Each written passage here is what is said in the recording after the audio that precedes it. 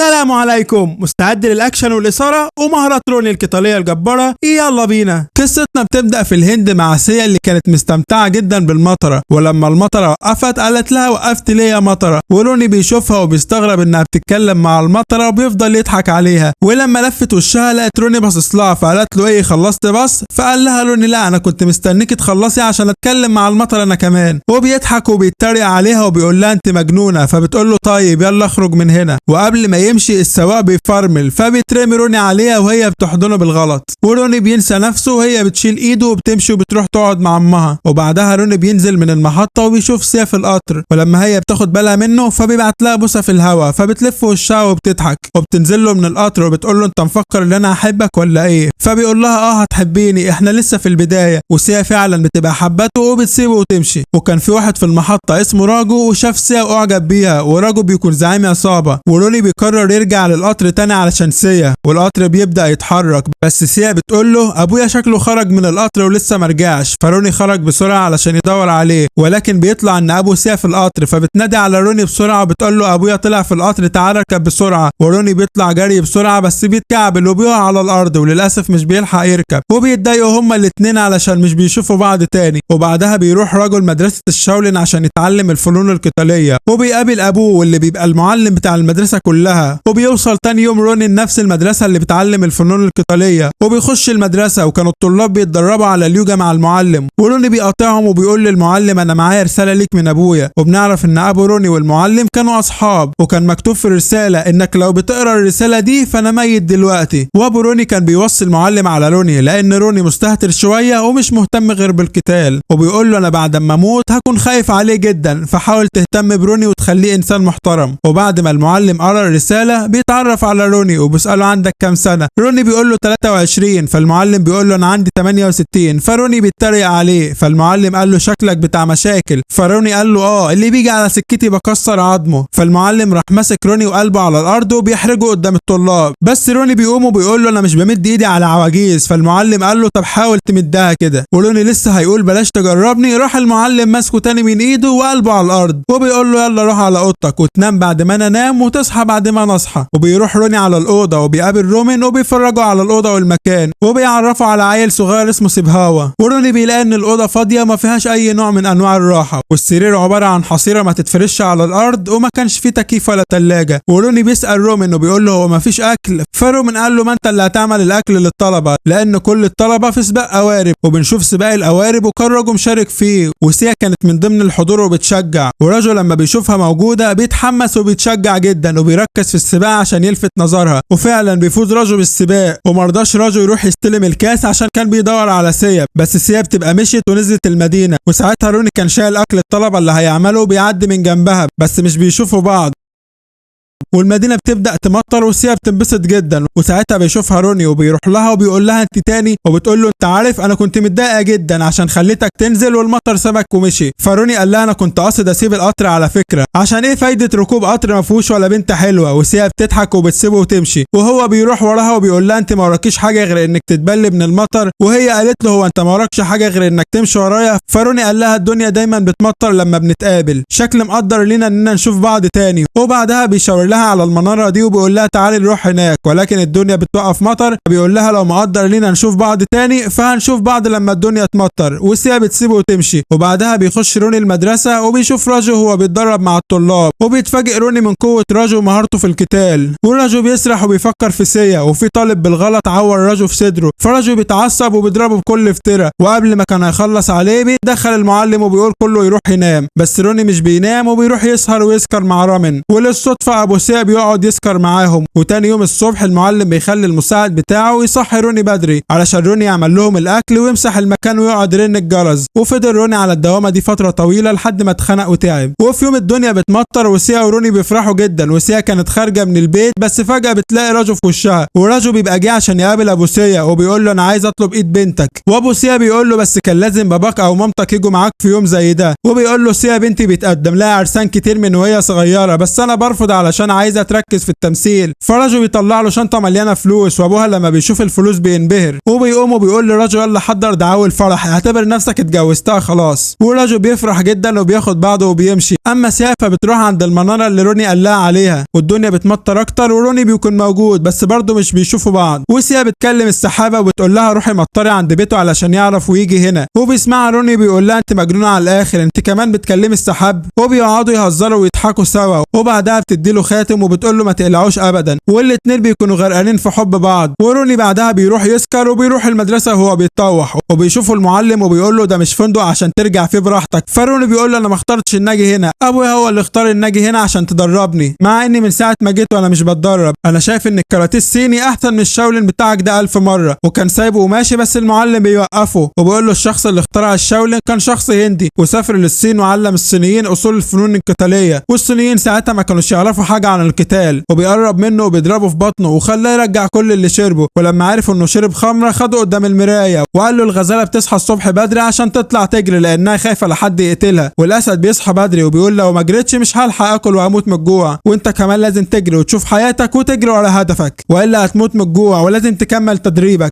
فبيقول له تدريب ايه؟ انا من ساعه ما جيت وانا عمال اطبخ وامسح وكاني شغاله. فالمعلم كان هيهاجمه بس لقى روني نفسه سريع وبيصد ضرباته، وبيستغرب روني وبيفهم انه اتعلم السرعه من الحاجات اللي كان بيعملها في المكان. والمعلم بيقول له انت كنت بتتدرب من اول يوم ليه؟ وروني كان هيوطي ويبوس رجله.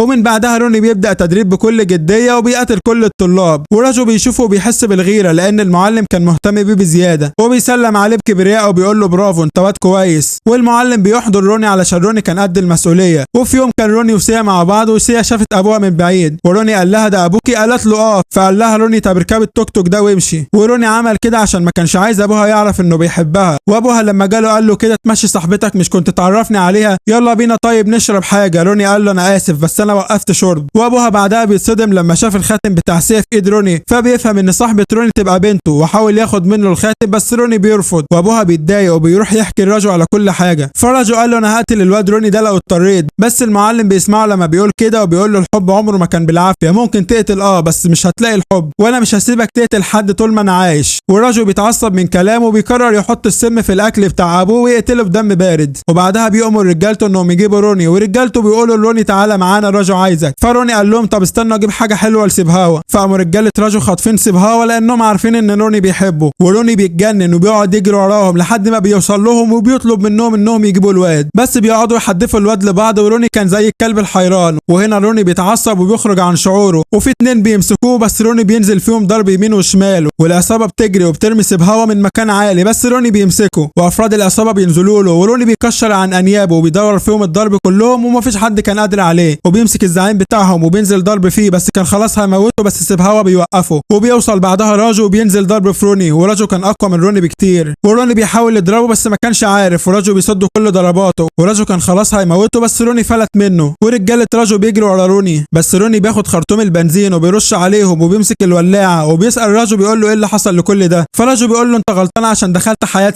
سيا دي انا بحبها وهتجوزها. فروني قال له مستحيل، سيا دي بتحبني انا. فراجو بيقول له الستات بتحب القوه وانت ضعيف. فروني رش على نفسه بنزين وقال له انا مستعد اموت علشانها، لو انت كمان مستعد تعالى. فراجو قال له انا مش هسيبك. وبعدها كلهم بيروحوا يحضروا جنازه المعلم، وراجو قرر يسيب روني عايش عشان ما يبقاش بطل في عين سيا، وحضر خطه معينه عشان يخلص بيها منه. وروني بيقعد جنب قبر المعلم وبيفضل يعيط وبيقول له انت اللي خليتني انسان، فانا عمري ما هنساك وهكمل تعليم في القتال عشانك. وبعدها الشرطه بتوصل وبتقبض على روني علشان روني دمر محلات الناس لما كان بيتخانق في الشارع. وطبعا اللي خلى الشرطه تقبض على روني كان راجو، لان راجو كان بيدي رشاوي لكل الضباط اللي في المدينه، وبيفهم روني ان راجو هو السبب وابو سيا متفق معاه. بس بعدها روني بيخرج من السجن بكفاله، واللي دفع الكفاله كان ابو سيا. وبيروح بعدها روني يحكي كل حاجه لسيا وبيقول لها ابوك اتفق مع راجو علشان يحبسوني ويخلصوا مني ويخلونا ابعد عنك، بس سيا بتقول له مستحيل. طب ليه ابويا دفع الكفاله وخرجك؟ فقال لها علشان اجي واحكي لك كل اللي حصل وما تصدقينيش. وفعلا سيا بتكون مش مصدقه كل كلام روني، وروني بيقول لها انا قررت اسافر وهكمل تعليمي في القتال بره المدينه، والقطر هيمشي الساعه 6، لو جيتي علشان تودعيني فانا هفهم انك بتحبيني زي ما انا بحبك. وبيسيبها روني وبيمشي، وسيا بتروح لمامتها وبتعيط وبتحكي لها كل اللي قاله روني. وساعتها ابوها كان واقف وبيتصنت عليهم، وقام قطع لبسه وخبط دماغه في الحيط ودخل عليهم وهو بيجيب في دم.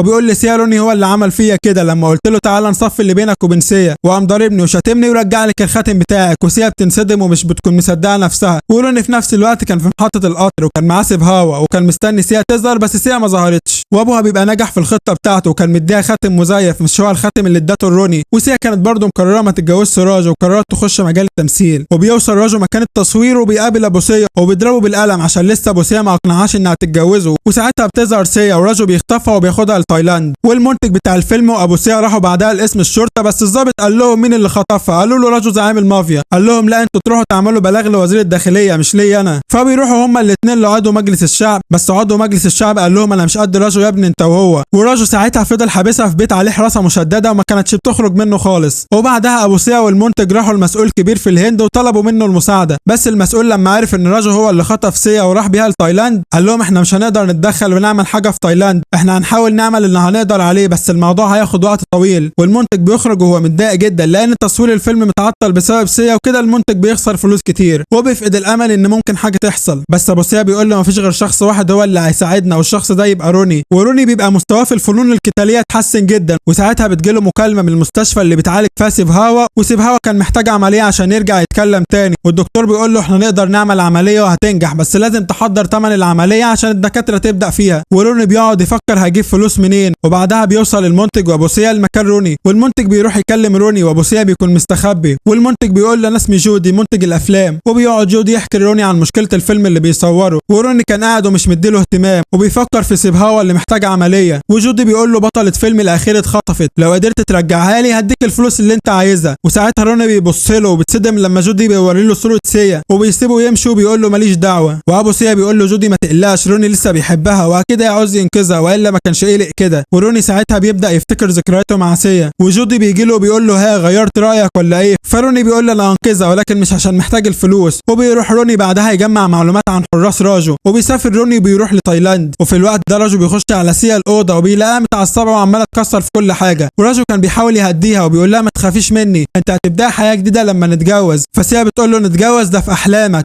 ده انا هقتلك اول ما تجيلي الفرصه. فراجو بيقول لها انت هنا في مدينتي ما تفتكريش ان حد هيجي ينقذك. وراجو ما كانش يعرف ان روني لسه واصل تايلاند. وبيروح لحلبة قتال الشوارع وبتحدى افضل مقاتل في المكان وبيبدا القتال والكل كان مراهن وحاطين فلوس ان روني هيخسر، بس روني بيخلص على الخصم بحركه واحده والكل بيتصدم. وروني كان هدفه يوصل لشخص اسمه جيم، وجيم ده يبقى صاحب حلبة القتال ويبقى حارس من حراس راجو. وبسبب ان روني هو اللي كسب جيم خسر فلوس مراهنات كتيره جدا. وفعلا خطه روني بتنجح وجيم بيروح لروني البيت اللي قاعد فيه وكان معاه رجاله كتيره جدا. وروني بيقعد يجري منهم في الشارع وبعدها بيبدا يقتلهم وبيخلص عليهم واحد ولا التاني بكل مهاره. وبعدها جيم بيرفع عليه مسدس بس روني بيخطفوا منه وبيرفعوا عليه وبيقول له فين بيجو. وجيم بيخاف منه فبيعرفه على مكانه. وبيجو بيبقى اهم واحد في رجاله راجو وبيروح له بيته وبيرفع سلاح على مراته وبيحذره وبيقول له قول لي على مكان سيا والا هتودع مراتك. وبيجو بيقول له بلاش انت مش قد راجو ومحدش يقدر يوصل لراجو الا لو راجو عايز كده. فروني بيضغط عليه فبيجو بيقول له على المكان اللي محبوسه فيه سيا، بس بيقول له العماره دي عليها حراسه ورجاله امن مسلحين ولو عديت منهم فكل دور في رجاله مسلحين ومقاتلين محترفين متدربين على اعلى مستوى وابطال عالم في الكاراتيه والكونغ فو، ولو عديت من كل دول فهتقابل يونغ. ويونغ ده مش بني ادم ده آلة قتال صينيه. وفي اخر دور هتكون سيا موجوده. وفي نفس الوقت ده راجو بيدخل على سيا الاوضه وكان بيصحيها وبيلبسها سلسله، بس هي لما فاقت ولقيته بيقرب منها قامت ضرباه. فحراس راجو بيدخلوا بيضربوا سيا على دماغها وبيفقدوها الوعي. وراجو بيتصل ببيجو وبيقول له سيا راحت المستشفى. فروني بيقول لبيجو فين المستشفى دي، بس بيجو بيقول له مش هينفع اقول لك. فروني قتل مرات بيجو وبرضه عارف مكان المستشفى من جيم لانه خطفه وحطه في شنطه العربيه. وبيتنكر روني وبيعمل نفسه دكتور وسيا بتتفاجئ لما بتشوفه. وروني خلاص كان واخدها وماشي، ولكن ساعتها جيم اللي محبوس في شنطه العربيه بيتصل باخوه يونغ وبيقول له في شاب هندي حابسني داخل المستشفى. فيونغ بيقول له مين الواد الهندي اللي عمل كده. وساعتها بيسمعوا راجو وبيشكوا انه روني فبيجروا هو ورجالته عشان يلحقوهم. وفعلا بيلحقوهم وبيرفع عليه مسدس، ولكن روني بيرفع مشرط على سيا وبيقول لراجو لو اتحركت انت او الخرفان اللي معاك انا هقتلها. وبيخلوهم ينزلوا اسلحتهم وبيهرب روني من المكان وبيركب تاكسي بسرعه وبيمشي. وبعدها روني بياخد سيا وبيركبوا مركب وكانوا رايحين لجزيره بعيده، وطول السكه ما كانوش باصين لبعض وبيفتكروا ايام زمان. وبيوصلوا بعدها للجزيره وكان المفروض اهل سيا هيهجموا عشان ياخدوها من هناك.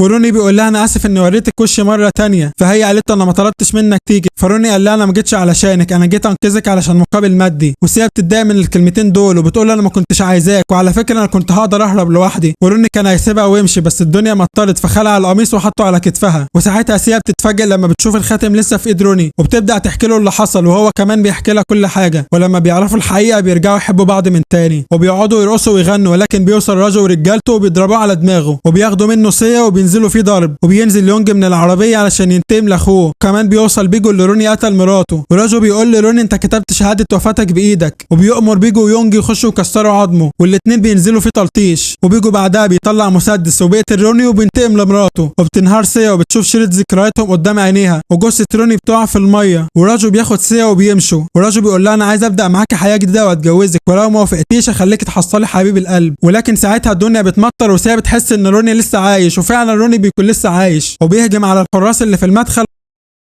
وبيخلص عليهم. وبيخش الدور اللي بعديه وبيكسر عظم الرجاله اللي بتقف قصاده، وبيخش على رجاله الكاراتيه والكونغ ومش بيسيب حد فيهم عايش. وبيكمل روني زي الاسد وبيخلص على كل اللي بيجي في سكته. وراجو بيشوفه في الكاميرات ومش بيكون مصدق عينيه، وبيفهم راجو ان بيجو ما قتلش روني والسلاح كان فاضي، وروني وقع بس من فوق الجبل في الميه. وبيجو بيقول له انا ما قتلتش روني علشان على حق، وكان قدامه يقتل مراتي بس ما قتلهاش. فراجو بيضحك وبيقتل بيجو. وبعد ما روني خلص على رجاله راجو مش بيبقى فاضل غير انه يقتل يونج، وبيخشوا هما الاثنين في قتال شرس. ويونج كان مقاتل قوي وفعلا قدر يسدد لروني ضربات قويه. وبيمسكه بيقول له في فرق كبير بين القتال الصيني والقتال الهندي بتاعكم التعبان. وبينزل في وشه وفي بطنه ضرب، بس روني بيستجمع قوته وبيوري له اسلوب القتال الهندي اللي اتعلمه من المعلم. وبيكسر عظمه وبيقول له معلش البضاعه الصيني مش بتعيش كتير. وبعدها بيخلص عليه وبيقتله. وسيا بتبقى هربت وبتحضر روني وبتقول له يلا عشان نمشي، بس روني بيقول لها ما ينفعش، واحد فينا بس اللي هيخرج عايش من هنا، يا اما انا يا اما هو. ويروحوا هما الاثنين لراجو، وراجو بيقول له ما فيش حد بيبقى بطل بعد ما اتدرب 4 شهور بس. فروني بيقول له في فرق كبير ما بين الحصان والحمار. فقام راجو رافس روني، وسيا كانت بتهاجمه بس رفصها هي كمان. وبتبدا مواجهه عنيفه بين روني وراجو. كان راجو متفوق على روني في القتال، وروني كانت فرصته ضعيفه قدامه. وراجو بيقول له ايه تعبت بدري ده انا قتلت ابويا عشان اتجوز سيا، هتيجي انت تعطلني؟ وروني لما عرف ان راجو هو اللي قتل المعلم بيغضب جدا، وبيقول له المعلم بتاعي لسه عايش والتعليم اللي اتعلمت منه بيجري في عروقي. انت من دمه بس قوته ومهارته في دمي انا. وبيبدا روني يعمل حركات المعلم كانه لسه عايش بالظبط، وبيهجم على راجو وبيكسر له عظم رقبته، وبعدها بيكسر له القفص الصدري وعموده الفقري، وبعدها بيخلص عليه نهائيا وبيكسر له الجمجمه. وبعدها بيرجعوا هما الاثنين لمدرسه المعلم روني، وبيعمل للمعلم تمثال، وبيقرر يتولى تدريب الطلاب من بعده. وهنا فيلمنا بينتهي. ما تنساش لايك للفيديو، وعشان تكون اول واحد يوصلك الفيديو الجديد اشترك في القناه وفعل زر الجرس. سلام عليكم.